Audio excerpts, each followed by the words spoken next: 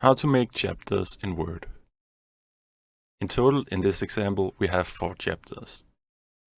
And now we want to figure out where chapter 1 should end and chapter 2 should begin.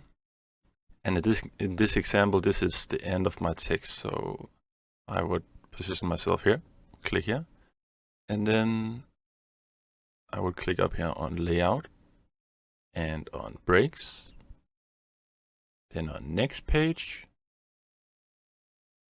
and then I would click here on the header section to bring up header and footer.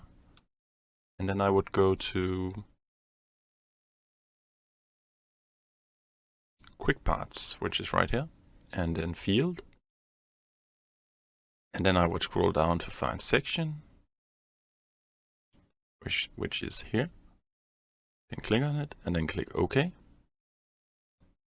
And now we have created chapter 1 here, and then chapter 2 is here. And you don't have to do this, but if you want, you can write chapter in front of it.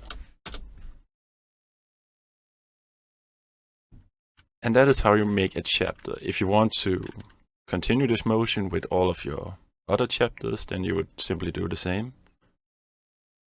But now you only have to do the layout part. So you click here where you want your chapter 1, chapter 2 to end.